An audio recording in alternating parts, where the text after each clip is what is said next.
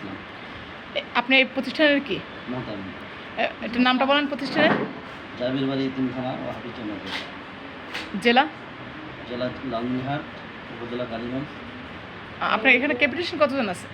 45 যে 45 জন। এখানে এতিম আছে কতজন? আমাদের জুনিয়র এতিম 15 জন, পরিত্যক্ত আছে 20 জন, আচ্ছা আর বাকিগুলো অসহায় দুস্থ। আচ্ছা, জেনুইন এতিম হচ্ছে 15 জন, আর পরিত্যক্ত মানে পরিত্যক্ত বলতে মানে বাবা বাবা আমার ডিভোর্স চলে গেছে। তাই সেক্ষেত্রে 45 জনের ক্যাপিটেশন আপনি যে পাচ্ছেন, সরকারি ক্যাপিটেশন গ্রান্টপ্রাপ্ত যে প্রতিষ্ঠানগুলো রয়েছে, সেই যখন আপনি অনুদানের যে বিষয়টা থাকে তখন তো সার্টিফিকেট সাবমিট করতে হয়েছে, সেই সার্টিফিকেটগুলো কোথায় পেয়েছিলেন আপনারা? যেহেতু প্রকৃতির এতিম 15 জন আর বাদ বাকিরা নেই, কিন্তু সার্টিফিকেট কোথায় পেয়েছেন 45 জনের? আমরা বলি তো যাদের সার্টিফিকেট আছে তাদেরগুলো দিচ্ছি, বাকিগুলো আমরা মানে বলছি যে এবার পরিযুক্ত, আবার দেখা যাচ্ছে যে অসহায় দুস্থ বলি আমরা এর পাশে নেই।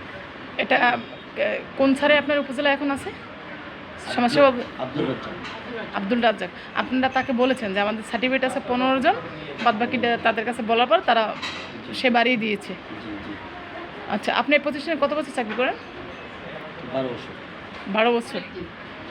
আচ্ছা, এই বিল তোলার সময় ওখানে অফিসে কোনো কিছু বিল, যখন বিল নেন আপনারা তখন কি অফিসে কোনো কিছু দিতে হয় 20% বা 15%? না, আগে প্রথমে দেওয়ার না, একটা পার্সেন্টেজ ভ্যাট কাটতো। প্রথম অবস্থায় আমি করছিলাম, বিশাল ভ্যাট কাটতো। এরপরে হ্যাঁ বিলে করার মধ্যে আচ্ছা আচ্ছা। আপনার প্রতিষ্ঠানের সভাপতি? জি। সভাপতির নাম? সভাপতি আলহাজ ওয়াজুর আলী বাদল। সেক্রেটারি? সেক্রেটারি জনাব জাহাঙ্গীর আলম, প্রবাসী জাহাঙ্গীর আলম। আবাসিক কতজন থাকে এখানে?